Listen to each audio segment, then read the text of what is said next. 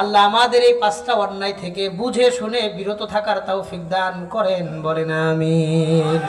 এই অন্যায়গুলা ব্যাপক। এবার আরেকটা হাদিস আমি আপনাদের শোনাই, যে হাদিস আমি খুতবার মাঝে পাঠ করেছি। নবীজি সাল্লাল্লাহু আলাইহি ওয়াসাল্লাম বলেন, আগের হাদিস ছিল, এই হাদিসটা ছিল ইবনে মাজা কিতাবের 4019 নম্বর হাদিসের বর্ণনা, 4019, 4019। এই হাদিসটা তিরমিজি শরীফের 2210 নম্বর হাদিসের বর্ণনা, 2210 নম্বর হাদিস। এই হাদিসের রাবি হযরত আলী রাদিয়াল্লাহু আনহু, তিনি বলেন, এই হাদিসটা একটু মনোযোগ দিয়ে শোনেন। নবীর সাহাবী হযরত আলী কাররামাল্লাহু ওয়াজহাহ, তিনি বলেন, وعن علي بن أبي طالب رضي الله تعالى عنه قال, হযরত আলী রাদিয়াল্লাহু আনহু বলেন, قال رسول الله صلى الله عليه وسلم, আল্লাহর নবী বলেন, ইযা ফাআলাত উম্মতি 15 খাসলাতান হাল্লা বিহাল বালা, আমার উম্মত যখন 15টা গুনাহ ব্যাপক আকারে করবে, ওই উম্মতের উপর আল্লাহর পক্ষ থেকে আযাব গজব ব্যাপক আকারের আসতেই থাকবে, বলেন নাউযুবিল্লাহ। উম্মত যখন এই 15টা অন্যায় ব্যাপক আকারে করবে, তার উপরে আল্লাহর গজব ব্যাপক আকারে আসবে। কি কি? ইযা কানাল মাগনামু দুওয়ালান ওয়াল আমানাতু মাগনামান ওয়াজ যাকাতু মাগরামা। এক নাম্বার, মানুষ রাষ্ট্রের সম্পত্তিটাকে নিজের সম্পত্তি মনে করবে। মানুষ রাষ্ট্রের সম্পত্তিটারে নিজের সম্পত্তি মনে করবে। রাস্তা করতে সরকার বাজেট দিছে 20 লাখ টাকা, কাজ অর্ধেকই হয়েছে না, 20 লাখ টাকা শেষ, আছে না নাই? এর সহজ বাংলা হলো, মানুষ দুর্নীতি করবে।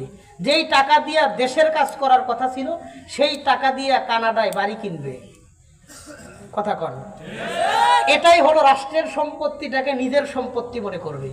ইযা কানাল মাগনামু দুওয়ালান, গনিমতের সম্পত্তি রাষ্ট্রের সম্পত্তি মনে করবে, আর রাষ্ট্রের সম্পত্তিটারে নিজের সম্পত্তি মনে করবে।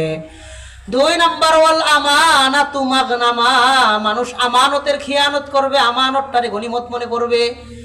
মানুষ আমানত রক্ষা করবে না। যেমন সহজ একটা উদাহরণ দিলে ভালো করে বুঝবেন। একজন ব্যক্তিকে নিজের গোপন কথা বলছেন, আমার এই কথাটা তুমি কাউরে বইলো না। একটা গোপন কথা কইছেন, ভাই আমার এই কথাটা কাউরে কইেন না। আরে আপনি মহিফাল যাওয়ার আগে দেখবেন আপনার কথা মহিফাল চলে গেছে। হের কাছে কথা কওয়া আর প্রথম আলো পত্রিকায় বিজ্ঞাপন দেওয়ার মধ্যে কোনো পার্থক্য নাই। উল্টা আপনার মাইকিং করার টেহা বাচ্চা গেল। যেটা আপনি 10 গ্রাম জানাইতে পারতেন না, এক আল্লাহর ওলি সবাই জানাই দিছে। আছে না নাই? এমন লোক সমাজে আছে না নাই? আছে, অভাব নাই। নবীজি বললেন, ওয়াল আমানাতু মাগনামা, মানুষ আমানতের খিয়ানত করবে। গোপন কথাও আমানত। আল্লাহ আমাদের সবাইরে অন্যের গোপনীয়তা রক্ষা করার তৌফিক দিয়ে দেন, বলেন আমিন। মানুষের গোপন দোষ যেটা আপনি জানেন, জানা দোষ গোপন করবেন, ফায়দা কি? মুসলিম শরীফের 2699 নম্বর হাদিসের বর্ণনা। নবীজি বলেন, ওয়ামান সাতারা মুসলিমান সাতারাহুল্লাহু আলাইহি ফিদ দুনিয়া ওয়াল আখিরাহ, যে ব্যক্তি মুসলমানের কোনো জানা দোষ জানার পরেও গোপন করবে, আল্লাহ দুনিয়াতে তার গুনাহগুলাও গোপন রাখবেন, গোপনেই হাসরের মাঠে ক্ষমা করে দিবে। জানা দোষটারে গোপন রাখেন। আমাদের সমাজের নিয়ম উল্টা, অজানা দোষ তালাশ করে। মনে হয় এরকম কিছু হয়েছে, হে জানেই না, আর মন কয়ে দিতেছে, মনে হয় এরকম একটা অন্যায় করছে। এমন অনেক বিজ্ঞানী গবেষক সমাজে আছে না নাই? চা স্টলে বৈশা অন্যের দোষ নিয়ে সারাদিন আলাপ সালাপ করতে থাকে। চার কেতলির নিচে যতক্ষণ পানি আছে, এই হজরত ততক্ষণ ওখানে বসা আছে। এমন পাবলিক আছে না নাই? অন্যের দোষ নিয়ে তালাশ করতে থাকে, প্রচার করতে থাকে। আল্লাহ আমাদের সবাইরে এই অন্যায় থেকে বুঝে শুনে বিরত থাকার তৌফিক দিয়ে দেন, বলেন আমিন। 1 নম্বর কথা এই হাদিস থেকে জানলাম, মানুষ রাষ্ট্রের সম্পত্তিটারে নিজের সম্পত্তি মনে করবে। 2 নাম্বার, আমানতের খিয়ানত করবে। 3 নাম্বার, নবীজি বলেন, ওয়াজ যাকাতু মাগরামা, মানুষ জাকাত দেওয়াটারে ইবাদত মনে করবে না, জাকাত দেওয়াটারে জরিমানা দেওয়া মনে করবে। রমজান আইলে চিন্তা করে, এত রিটিয়া জাকাত দিয়ে লামু, এত ঘোরাটা কেমনে জাকাত দিমু, দেয় না, জমায়। এই বছর জাকাত আছে 2 লাখ, সে মাত্র 20,000 টাকা জাকাত দিছে, আর ডিরেক্টকে দিছে, আগামী বছর দিমু। হে আগামী বছর আর 20 বছর পারি গেলেও আর হয় না। কথা কোন আছে না নাই? আল্লাহর নবী 3 নম্বর কথা বললেন, ওয়াজ যাকাতু মাগরামা। শেষ জামানার ধনী মানুষরা যাকাত দেওয়াটারে ইবাদত মনে করবে না, যাকাত দেওয়াটারে জরিমানা দেওয়া মনে করবে। 4 নম্বর কথা আল্লাহ নবী বললেন, ওয়া আতাআর রাজুলু যাওজাতাহু ওয়া আক্কাউমাহু ওয়া বাররা সাদিকাহু ওয়া জাফা আবা। 4 নম্বর কথা, মানুষ তার বিবির কথায় শেষ জামানায় বেশি চলাফেরা করবে। কথা কন। ওয়া আতাআর রাজুলু যাওজাতাহু, পুরুষ তার বিবির কথায় বেশি চলবে। কথা কন ঠিক কিনা? এখানে ঠিকটা একটু আসতে হইব, কারণ হলো ওয়াজ যে নিজের বিরুদ্ধে আইতাছে। কথা কন ঠিক কিনা? হ্যাঁ, এখন একটু হইছে। তারপরে চিন্তা করে বাড়িতে এই শূন্য নিয়ে লাই, আবার শেষ সর্বনাশ বাড়িতে যদি শূন্য লাই। এই কথাটা নবীজি কেন বলেছেন মানুষ বিবির কথায় বেশি চলবে? এটা কেন বলেছেন? 5 নম্বর জিনিসটার দিকে তাকাইলে এটা স্পষ্ট হয়। নবীজি বলেন, ওয়া আতাআর রাজুলু যাওজাতাহু, পুরুষ তার বিবির কথায় বেশি চলবে। 5 নাম্বার, ওয়া আক্কা উম্মাহু, শেষ জামানার মানুষ বিবির কথায় চলতে গিয়া তার মার মনে কষ্ট দিবে।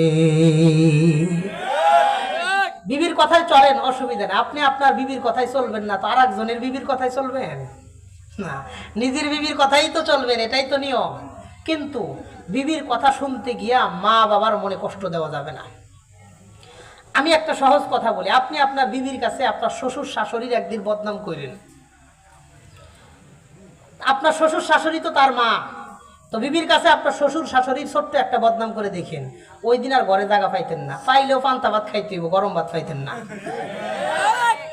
আর আপনার বিবি আপনার কাছে প্রত্যেক দিন আপনার মা বাবার বদনাম কয়, আপনি কাপুরুষ, আপনার বিবিরে কোনোদিন জবাব দিতে পারেন না। আপনার মা বাবা, তার মা বাবার প্রতি তার যেমন সম্মান আছে, শ্রদ্ধা আছে, ভক্তি আছে, ভালোবাসা আছে, মহব্বত আছে, আপনার মা বাবার প্রতি ভালোবাসা, মহব্বত, ভক্তি নাই কেন? আপনি কি আপনার মা বাবার সন্তান না? সে তার মা বাবার যদি ভালোবাসতে পারে, সাপোর্ট দিতে পারে, আপনিও আপনার মা বাবার সাপোর্ট দিবেন, বলবেন ওনারা মুরব্বী, ওনারা আমাদের জন্য রহমত, বরকত, যতদিন আমাদের মধ্যে আছে, হাজার কষ্ট হইলেও আমরা মাইনে নিব। কোনো যুক্তি অযুক্তি এগুলো খোঁজা যাবে না। আপনি যখন ছোটবেলায় আপনার মার গায়ে 1 রাতে 5 বার পেশাব করে দিছেন, তখন কি মা কোনো যুক্তি খুঁজছে এতবার কেন পেশাব করলো, এটার কি যুক্তি আছে, কেন কষ্ট দিল? কোনো যুক্তি মা বাবা খোঁজে নাই। সব কিছু যুক্তির উপরে আপনারে ভালোবাসছে। ডান পাশে মুইতে দিছেন, বাম পাশে আনছে। যখন বামেও পেশাব করছেন, ডাইনে বামে 2 জায়গায় পেশাব, মা কি করবে? আরে শীতের দিন, জানুয়ারি মাস, মা নিজের শরীরটারে একটা পেশাবের মধ্যে নিয়ে নিজের পিঠের নিচের যে শুকনা জায়গা ছিল, এই গরম শুকনা জায়গায় আপনারে আবার নতুন টেনা কাপড় দিয়ে এই শুকনা জায়গায় শোয়াইছে। রাত 3টা বাজে আবার পেশাব করছেন। শীতের দিনে রাতটা বড়, ছোট পোলাপান বেশি বেশি পেশাব করে, রাত বড় থাকে। নিজের পিঠের নিচের যে বাচ্চা শুকনা জায়গায় পেশাব করেছে, এরপরে আর কই শোয়াইব, খাটের জায়গা তো শেষ, এই পাশে স্বামী আছে, আরো পোলাপান আছে। তখন 1 ঘন্টা 1.5 ঘন্টা রাত আছে, ফজরের আজান দিবে, মা নিজের বুকের উপরে রাইখা বাকি রাত সন্তান নিয়ে পার করে দিছে। এই বুকের উপরে যখন আবার পেশাব করছে, ফজরের সময় ঠান্ডা পানি দিয়ে গিয়া মা ওযু কইরা এই সন্তানের জন্য দোয়া করছে, আল্লাহ আমার সন্তানটারে আপনি হাফেজ, আলেম, মানুষের মতন একজন মানুষ হিসেবে কবুল করেন। তখন মা আপনারে ফেলা দেয় নাই, কেরে মুইতা দিলি, কেরে রাত্রে কষ্ট দিলি, এগুলা বলে নাই। কারণ কি? আপনার বিরুদ্ধে, আপনার সংসার কালেও মা বাবা যখন বুড়া হবে, আপনার কিছু কষ্ট দিবে, কিছু অযৌক্তিক আচরণ করবে, বউয়ের সাথে অনাঘানি ঝগড়া করবে, আপনি বুঝবেন এগুলো সব অন্যায়, সব আমি বুঝতেছি। তারপরেও আমি যেমন কষ্ট দেওয়ার পরে মা বাবা কোনো যুক্তি খোঁজে নাই, আমারে নিঃস্বার্থ ভালোবাসছে, মা বাবাকেও নিঃস্বার্থ ভালোবাসা আমার আপনার দায়িত্ব। কষ্ট পাইলেও আমার মা বাবা দিছে, না পাইলেও আমার মা বাবাকে ভালোবাসতেই হবে। এই চিন্তা ভাবনা নিয়ে চলবেন। আল্লাহ ওনাদেরকে আর কতদিনই বাঁচায় রাখবেন, স্ত্রীরে বুঝাইবেন, এরপরে এই সংসার আমার আর তোমার। যতদিন মা বাবা আছে, মা বাবার কথার উপরে আমাদের কথা বলা যাবে না। হাজার অন্যায় করলে আমার মা বাবার দোষ আমার কাছে বলবা না, স্পষ্ট মানা করে দিবেন। আল্লাহ আমাদের সমাজের বোনদেরকেও সেইভাবে স্বামীর সংসার করার তৌফিক দিয়ে দেন, বলেন আমিন। তাহলে 4 নম্বর কথা নবীজি বললেন মানুষ তার বিবির কথায় বেশি চলবে। 5 নম্বর, ওয়াক্কা উম্মাহু, মার মনে কষ্ট দিবে। 6 নম্বর নবীজি বলেন ওয়া বাররা সাদিকাহু, শেষ জামানার যুবক মানুষ তার বন্ধুকে বড় আপন মনে করবে। বন্ধুরে খুব আপন মনে করবে। 7 নাম্বার ওয়াজাফা আবা, শেষ জামানার যুবক মানুষ তার বাবাকে পর মনে করবে। বন্ধুরে যেই পরিমাণ আপন মনে করবে, বাবারে তার চেয়ে বেশি পর মনে করবে। দেখবেন বন্ধুর কাছে সব কথা খুললা কয়, কয়টা ব্যাংক অ্যাকাউন্ট আছে, কত টাকা আছে, কোন জায়গায় কি করছে না করছে, সব ব্যবসায়ী হিসাব কিতাব ক্লিয়ার। আর বাপ মা যখন জিগায়, কয় আমি কি অ্যাকাউন্ট করতে, আমার নামে কোনো অ্যাকাউন্টই নাই। কোন আছে না নাই? আছে। বেতন বাড়ছে, আগে ছিল 12,000, 5,000 টাকা বেতন বাড়ছে, এখন হয়েছে 17,000। বন্ধু বান্ধবরে লইয়া মহিফাল যায়, নোয়াখালী যায়, ফেনী যায়, সীতাকুণ্ড যায়, মিরসরাই যায়, ভালো ভালো রেস্টুরেন্টে যায়। হ্যাঁ, সীতাকুণ্ড দ্বীপের উপরে যায়, পতেঙ্গা সি বিচে গিয়া বন্ধু বান্ধবদের পার্টি দেয়, বিভিন্ন রেস্টুরেন্টে খাওয়াইতেছে, কারণ আমার বেতন বাড়ছে, খুশি। অথচ বাড়িতে যেন না জানে মা বাবারে বেতন বাড়ছে, এই সংবাদটাও দেয় না। কারণ কি? আমি যদি বলি বেতন বাড়ছে, আগামী মাস থেকে 1,000 টাকা খরচ বাড়াইয়া দিতে হইব। এরকম চিন্তা ভাবনাওয়ালা যুবক ভাই সমাজে আছে না নাই? এদের ব্যাপারে কেমন যেন আল্লাহ নবী বললেন, শেষ জামানার যুবকরা বন্ধুরে পর আপন মনে করবে। 7 নম্বর ওয়াজাফা আব্বা, তার বাবাকে পর মনে করবে, বাবারে শত্রু মনে করবে। আহারে যুবক ভাই, যে বন্ধুরে আপন মনে করতেছেন, নিজের গোপন কথা সবকিছু বলতেছেন, সময়ের ব্যবধানে, আজকালকের ব্যবধানে এই বন্ধু আপনার শত্রু হয়ে যাইতে পারে, সময় লাগবে না। কিন্তু যেই মা বাবারে পর মনে করতেছেন, 1000বার কষ্ট দিলেও এই মা বাবা কোনোদিন আপনার শত্রু হবে না, বরং অন্ধকার রজনীতে আপনি বিপদে পড়লে যাই নামাজে বসে এই মা বাবাই প্রথম আল্লাহর কাছে দোয়া করবে। বিপদে পড়ে দেখেন বন্ধু যেই পরিমাণ আগায় আসবে, বন্ধু তার ব্যস্ততা দেখাবে, আমার অফিস আছে, আমার পরিবার আছে, আমি কেমনে যাব সেখানে। আর মা বাবার 1000 কিছু থাকলেও ওই হাসপাতালের বেডে বন্ধুরা থাকবে না, মা বাবা গিয়ে থাকবে। এই জন্য মা বাবারে মাইনাস করে না। বন্ধুর সাথে কি সম্পর্ক বাদ দিব হুজুর? না, বাদ দিয়েন না, এটা বলি নাই। সম্পর্ক রাখেন, যথেষ্ট সুসম্পর্ক রাখেন, মা বাবাকে মাইনাস করে না। মা বাবার সাথে যেই পরিমাণ রাখবেন, বন্ধুর চেয়ে যেন বেশি না হয়ে যায়, বন্ধুর চাইতে যেন অন্তত সমান, অন্তত ভালো ব্যবহার দুজনের পক্ষে যেন সমান থাকে। আল্লাহ আমার যুবক ভাইদেরকে এইভাবে বন্ধু, মা বাবা সবার সাথে সুসম্পর্ক নিয়ে সমাজে চলার তৌফিক দান করেন, বলেন আমিন।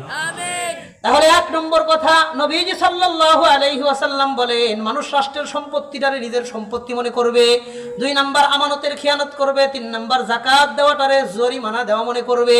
4 নম্বর মানুষ বিবির কথাই বেশি চলবে। 5 নম্বর মার অবাধ্য আচরণ করবে, মার মনে কষ্ট দিবে। 5 নম্বর কথা গেল। 6 নম্বর কথা নবীজি বলেন, বন্ধুরে মানুষ আপন মনে করবে। 7 নম্বর বাবারে পর মনে করবে। 8 নম্বর কথা নবীজি বলেন, ওয়ারতাফাতিল আসওয়াতু ফিল মাসাজিদি, শেষ জামানায় মসজিদ নিয়ে ঝগড়াঝাটি ব্যাপক আকার ধারণ করবে। মসজিদ নিয়ে মানুষের মধ্যে মারামারি বেশি হবে, মসজিদে ঝগড়া হবে, মসজিদ লয়া ঝগড়াঝাটি বাড়বে। যেমন পুরাতন মহল্লার মধ্যে আগের জামানায় দেখবেন পুরা এলাকার মধ্যে মসজিদ ছিল একটা, এরপরে একটা মসজিদের মধ্যে সভাপতি আর সেক্রেটারির মধ্যে ঝগড়া লাইগা মসজিদ হয়েছে 2টা, এরপরে এই 2টার মধ্যে আবারও ঝগড়া লাইগা মসজিদ হয়েছে 4টা, এখন 5 নাম্বারটার ঝগড়া চলতেছে। আছে না নাই? আমাদের ছোটবেলায় দেখছি কোরবানির সমাজ 200 পরিবারের সমাজ, 300 ঘরের সমাজ, 400 ঘরের সমাজ, বিশাল বিশাল সমাজ ছিল, মানুষের একতা ছিল, মিল মোহাব্বত ছিল। আর এখন 10টা বাড়ি, একটা সমাজ। কথা কন, মানুষের মধ্যে সামাজিক দূরত্ব বাড়বে। কারো টাকা পয়সা একটু বেশি হয়েছে, নিজের মধ্যে ওর মসজিদে আমি কেন নামাজ পড়বো, ওর দিকে আমার টাকা কম। টাকার লোকে মসজিদের সম্পর্ক কি? কয় না, তার মসজিদে আমি নামাজ পড়বো না। ঘরে কোনায় মসজিদ, 3 কিলোমিটার দূরে গিয়ে আরেক মসজিদে নামাজ পড়ে, এই মসজিদে যায় না। এমন পাক্কা মুসল্লি ইমানদার আছে না নাই? অভাব নাই। এই মসজিদে সে যাবে না। শত্রুতা তো আপনি ব্যক্তির সাথে করলেন না, শত্রুতা আপনি আল্লাহর সাথে শত্রুতা করলেন। আল্লাহ আমাদের বোঝার তৌফিক দান করেন। মানুষ মসজিদের মধ্যে সামাজিকভাবে মসজিদ থেকে দূরত্ব বাড়াবে। মসজিদ হওয়া খারাপ না, কিন্তু ঝগড়ার কারণে মসজিদ হওয়া খারাপ। ঝগড়া যেন কোনো মসজিদের বুনিয়াদ না হয়। মসজিদটা কেন হইতেছে? ওই 2 জনের লোকে ঝগড়া লাগছে, তো এই জন্য তারা ব্যাপারী বাড়ি আলাদা মসজিদ করতেছে, সরকার বাড়ি আলাদা মসজিদ করতেছে, অমুক আলাদা করতেছে, তমুক আলাদা করতেছে। আল্লাহ আমাদের এগুলা বোঝার তৌফিক দান করেন। বাস্তবতা হয়েছে এটাই, আমাদের মসজিদগুলোর মধ্যে দেখবেন মসজিদের সম্পর্ক হলো দিনদারির সাথে, দুনিয়াদারির সাথে না। অথচ মসজিদের সভাপতিকে এলাকার মধ্যে সবচাইতে যার অবৈধ টাকা বেশি, হে মসজিদের সভাপতি। যে সবচাইতে বড় সুদখোর, হে যত বড় সুদখোর এ তত বড় মসজিদের সভাপতি। এরা হলো মসজিদের সভাপতি। কে আওয়ামী লীগের নেতা, কে বিএনপির নেতা। দেখবেন সরকার গেছে 5 মাস হয় নাই, সব মসজিদের কমিটি আলাপ চলতেছে, এই কমিটি এটা ভাঙ, বিএনপির কমিটি করতে হবে। মসজিদের লগে বিএনপিরও সম্পর্ক নাই, আওয়ামী লীগেরও সম্পর্ক নাই। হ্যাঁ, বাস্তব কথা। আপনি কেন আওয়ামী লীগের সময় আপনি আওয়ামী লীগ দিয়ে কমিটি করছেন কেন? এখন ভাঙতে হয় কেন? সভাপতি আপনারা 5 ওয়াক্ত নামাজ পড়াইতে হবে আপনার, তাহলে আপনি সভাপতি হওয়ার যোগ্য। হ্যাঁ, এক জায়গায় বয়ান করছিলাম মসজিদের মাহফিলে গিয়ে, ইন্নামা ইয়ামুরু মাসাজিদাল্লাহি মান আমানা বিল্লাহি ওয়াল ইয়াউমিল আখির। মসজিদ কারা আবাদ করবে, মসজিদের কমিটি কেমন হবে, 5টা বিষয়ে বয়ান করছিলাম। কমিটি কেমন হবে, ইমাম কেমন হবে, মুয়াজ্জিনের মর্যাদা কি, সে কেমন হবে, মসজিদের দায়িত্বশীল কেমন হবে, মুসল্লিরা কেমন হবে। 5টা বিষয়ের উপর 25টা কথা নিয়ে মসজিদের বিষয়ে ব্যাপক আলোচনা করছিলাম ওই ব্যাপারে।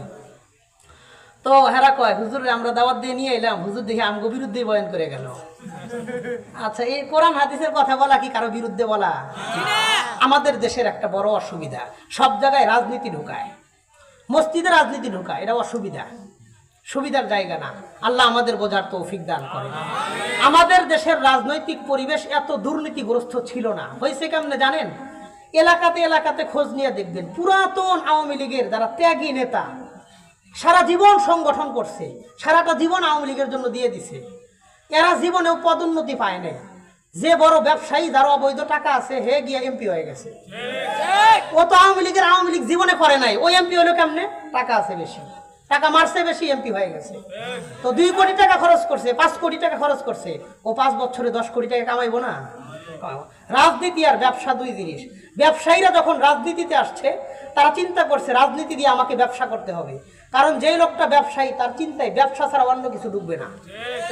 ব্যবসায়ী যখন রাজনীতিতে আসছে, তো রাজনীতিটারেও সে ব্যবসার মতো